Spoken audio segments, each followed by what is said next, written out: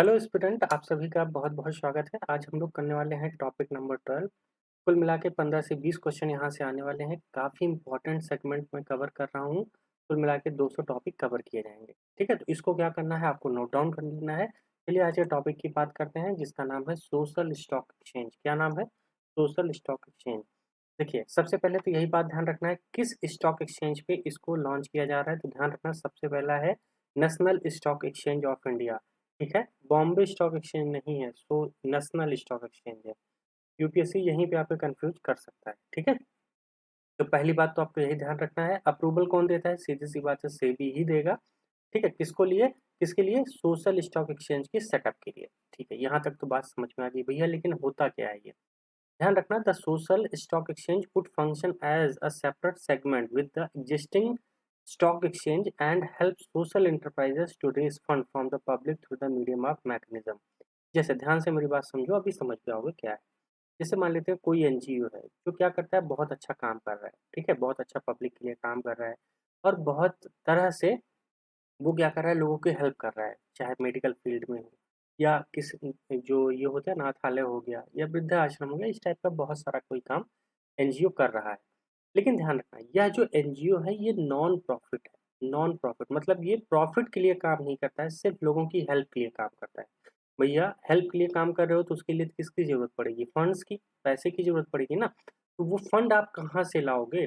वो फंड आप कहाँ से लाओगे? उसी के लिए सेबी ने एक नया स्टॉक एक्सचेंज सिस्टम बनाया है, जिसका नाम है सोशल स्टॉक एक्सचेंज। क्या नाम है? Social stock exchange. ठीक है, SSE, ध्यान रखना।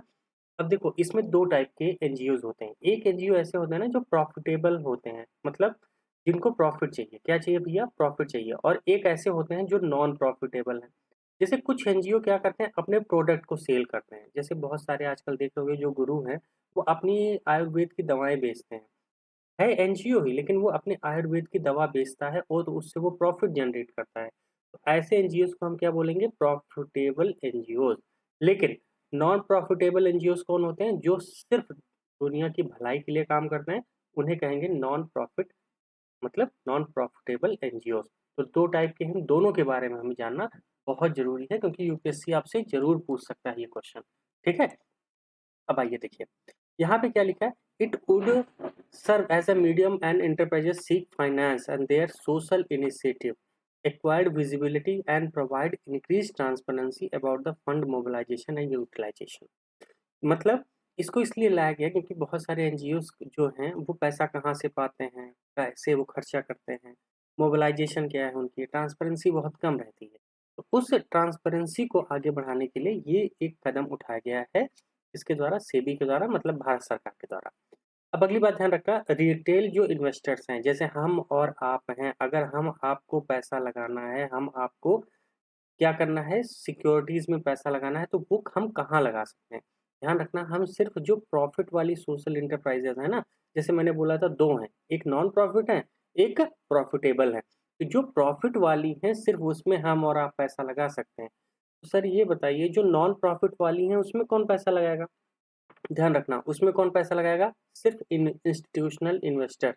जैसे रिलायंस कंपनी है, टाटा कंपनी है, वो दान देना चाहती है, या कोई नॉन इंस्टीट्यूशनल इन्वेस्टर्स।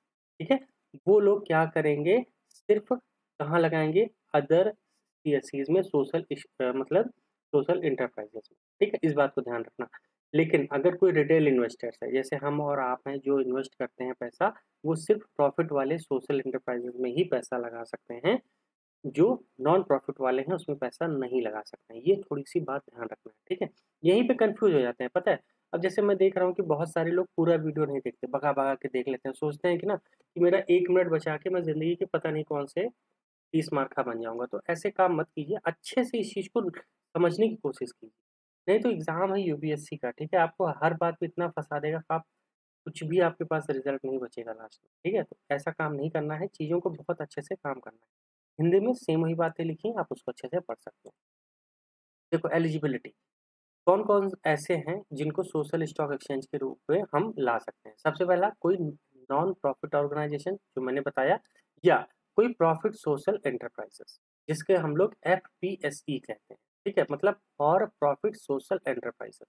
ठीक है, that establish the primacy of social intent would be recognized, मतलब उसका जो काम होगा वो सोशली होगा, which make eligible to be registered as a listed of SSE। ध्यान रखना। लेकिन वो भैया कौन है, मतलब रिकग्नाइज कैसे करोगे? ध्यान रखना, 17 क्राइटेरिया बनाए गए हैं। कितना? 17 क्राइटेरिया बनाए गए हैं। किसके द्वारा? सेबी के द्वारा। ठीक है, सेबी के द्वारा ICDR रेगुलेशन एक्ट में, जो 2018 का है। इसमें किसको किसको, जैसे आप एरिकेट, मतलब जो भूख है, हंगर से लड़ने के काम कर रहे हो, पॉवर्टी से लड़ने के काम कर रहे हो, माल न्यूट्रिशन हो गया, प्रमोटिंग एजुकेशन, ठीक है, एम्प्लॉयबिलिटी, इक्वालिटी, इन्वायरमेंट सस्टेनेबिलिटी, इस सब पे काम कर रहे हो। ठीक है, 17 प्रशंसनीय मानदंड हैं, जैसे भूख, गरीबी, कुपोषण को खत्म करने के लिए, शिक्षा को बढ़ावा देना, रोजगार, समानता और पर्यावरण स्थिरता को बढ़ावा देने के लिए आप काम कर रहे हो, तो आपको माना जाएगा कि आप क्या हैं, एक तरह से आप सोशल इंटरप्राइजेज हैं, मतलब SE हैं आप। क्या है? SE, सोशल इंटरप्राइजेज हैं। तब जाके आपको सोशल स्टॉक एक्सचेंज पे जगह मिल पाएगी। ध्यान रखना। ठीक है, तो दो टाइप के हैं, एक प्रॉफिट और एक नॉन प्रॉफिट। प्रॉफिट वाले में कौन पैसा लगा सकता है, ये भी बता दिया हूँ। नॉन प्रॉफिट में कौन पैसा लगा सकता है, ये भी बता दिया हूँ। यहीं पे ऑप्शन बन जाएगा आपका। ठीक है, अब ध्यान रखना है कौन इसमें शामिल नहीं हो सकते हैं। अगर कोई कॉर्पोरेशन है, कॉर्पोरेट फाउंडेशन है, वो नहीं आ सकता है। कॉर्पोरेट फाउंडेशन मतलब जैसे टाटा ने कोई कंपनी अपनी बना दी है, और कंपनी क्या बना दिया, टाटा फाउंडेशन के नाम से कुछ चल रहा है, तो वो नहीं आ सकते हैं। ध्यान रखना, वो नहीं आ सकते हैं। कोई पॉलिटिकल पार्टी, वो नहीं आ सकती है। कोई रिलीजियस ऑर्गेनाइजेशन, वो भी नहीं आ सकते हैं। जैसे पता चला, नहीं तो बहुत सारे रिलीजियस छोटे छोटे मंदिर हैं, वो भी आने लगेंगे, वो भी नहीं आ सकते हैं। कोई प्रोफेशनल ट्रेड एसोसिएशन, वो भी नहीं आ सकता है। कोई इंफ्रास्ट्रक्चर या हाउसिंग कंपनी, ये भी नहीं आ सकती है। बस ध्यान रखना, अगर कोई अफोर्डेबल हाउसिंग है जो प्रॉफिट के लिए काम करती है, वो आ सकती है। एक्सेप्ट लिखा है, ध्यान रखना, अफोर्डेबल हाउसिंग आ सकता है। ठीक है, तो इन सबको हम क्या करेंगे, इसमें जोड़ेंगे नहीं। इसमें जोड़ेंगे नहीं, मतलब ये इन एलिजिबल हैं। ठीक है, ध्यान रखना। और एक बात, जो NPOs हैं, मतलब नॉन प्रॉफिट ऑर्गेनाइजेशन है, माना जाएगा कि ये जो भी डिपेंडेंसी है इनकी, वो कहीं ना कहीं कॉर्पोरेट जगत से पैसा नहीं आ रहा है। मतलब 50% ऑफ इट्स फंडिंग जो है वो कॉर्पोरेट से नहीं आ रही, वहां पे डिपेंडेंट नहीं है, तभी माना जाएगा। अगर वो कॉर्पोरेट फंडिंग पे 50% से ज्यादा डिपेंडेंट हैं, तो वो भी क्या होंगे, सोशल स्टॉक एक्सचेंज के लिए इलिजिबल होंगे। ये थोड़ा बात ध्यान रखना। ठीक है, अगर कोई भी, सुन लो ध्यान से, अगर कोई भी NPO, नॉन प्रॉफिट ऑर्गेनाइजेशन, जो अपना फंड कॉर्पोरेट से पाता है, कंपनियों से पाता है, कितना, 50% से ज्यादा, तो वो भी इन एलिजिबल है।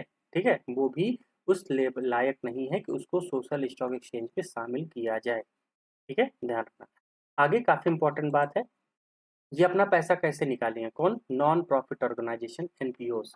ध्यान रखना, जो नॉन प्रॉफिट ऑर्गेनाइजेशन है, ये अपना पैसा जो उनको मिलेगा सोशल स्टॉक एक्सचेंज के थ्रू, वो मिलेगा zero coupon, zero principal bond पे या इंस्ट्रूमेंट्स पे। ये क्या होता है सर? आज तक तो हमने देखा है जीरो कूपन बॉन्ड होता है, लेकिन जीरो कूपन जीरो प्रिंसिपल क्या है? देखो ध्यान रखना, देखो भैया सीधी सी बात है, अगर कोई नॉन प्रॉफिट ऑर्गेनाइजेशन है, तो आप उस सोशल स्टॉक एक्सचेंज पे जाके उसको पैसा दे रहे हो। क्या दे रहे हो? पैसा दे रहे हो। इसका मतलब ये हुआ, आप उसको क्या दे रहे हो, दान। ध्यान रखना, उसको क्या दे रहे हो, दान। अब ये बताओ, अगर किसी को आप दान दे रहे हो, तो इसका मतलब क्या हुआ, आपको ना उस पर कोई ब्याज मिलने वाला है, और ना ही वह पैसा आपको मिलने वाला है। इसीलिए उसको क्या कहा जा रहा है, zero coupon zero principal bond.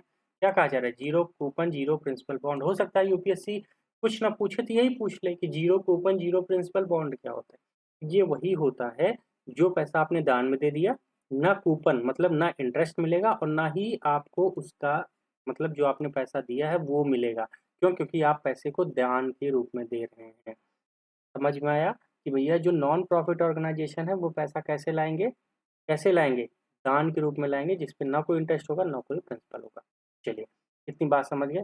From private placement और पब्लिक इश्यूज, ये प्राइवेट प्लेसमेंट भी कर सकते हैं, पब्लिक इशू भी कर सकते हैं। Domination from the mutual funds के रूप में भी ये जारी कर सकते हैं। आगे अब क्या लिखा है, जीरो कूपन जीरो जो प्रिंसिपल है, ये issuance the minimum size of presently, जो कितना है, 1 करोड़ है, and minimum, sorry maximum, minimum issue presently prescribed 1 crore, and minimum application size of subscription of 2 lakh rupees. इसका मतलब ये हुआ कि अगर कोई भी एनजीओ है जो क्या करना चाहती है, मतलब वो अपना स्टॉक एक्सचेंज पे पैसा लगाना चाहती है कि भई हमें पैसा मिले, है ना? वो अपना इश्यू करना चाहती है, मतलब अपनी कुछ भी चीज़ें, तो वो मिनिमम ध्यान रखना 1 करोड़ रुपए का प्रिस्क्राइब है कि कम से कम इतने का साइज़ आपको लॉट डालना ही डालना है। और मिनिमम अगर कोई पैसा दे तो वो कम से कम कितने का दे? 2 लाख रुपए एक बार में आपको सब्सक्रिप्शन मिले, मिनिमम इतनी रिक्वायरमेंट होनी चाहिए, ठीक है? ये थोड़ी बात ध्यान रखना, वैसे इतना इम्पोर्टेंट नहीं है, आपसे ये पूछा जा सकता है, इसके बारे में हो सकता है ना ही पूछा, ठीक है? चलिए, अब भाई एनपीओ की बात तो हो गई, लेकिन अब बात करेंगे वो सोशल एंटरप्राइजेज़ जो प्रॉफ़िट वाले हैं, एफपीज़ हैं, उनका क्या होगा? ध्यान रखना, इनको रजिस्टर्ड होने की ज़रूरत नहीं है एसएससी से before raising the fund through SSC. जब तक कि वो सोशल स्टॉक एक्सचेंज से पैसा नहीं निकालना चाहते हैं, तब तक उनको कोई रजिस्टर्ड होने की ज़रूरत नहीं है। ये थोड़ी बात ध्यान रखना। तो भैया ये पैसा कैसे निकालेंगे? देखो ये प्रॉफ़िटेबल है तो अपने इक्विटी शेयर ये इश्यू कर सकते हैं, या इक्विटी शेयर से अलग क्या कर सकते हैं, ये डिबेंचर हो गया या कुछ और इश्यू कर सकते हैं, जैसे कोई डेट इंस्ट्रूमेंट हुआ, है ना? कोई बॉन्ड इश्यू कर सकते हैं, ध्यान रखना। कोई डिबेंचर इश्यू कर सकते हैं, ये सब चीज़ें ये लोग इश्यू कर सकते हैं क्योंकि ये प्रॉफ़िट में ऑलरेडी काम कर रहे हैं। ठीक है? ये इतनी बातें ध्यान रखना किसके लेके सोशल स्टॉक एक्सचेंज के लेके कि 2 टाइप के ऑर्गेनाइज़ेशन इसमें शामिल किए गए हैं, एक प्रॉफिट एक नॉन प्रॉफिट। दोनों की एलिजिबिलिटी देख लिए, दोनों का सब कुछ देख लिए, पैसा कैसे लाएँगे ये भी देख लिए, हर चीज़। अगर नहीं समझ में आया एक बार दोबारा वीडियो देखना, लेकिन नोट्स ज़रूर बना लेना। मोस्ट इम्पोर्टेंट कैटेगरी में मैं इस टॉपिक को डाल रहा हूँ। ठीक है? फिर मिलेंगे अगले सेशन में, तब तक के लिए आप सभी का बहुत-बहुत धन्यवाद।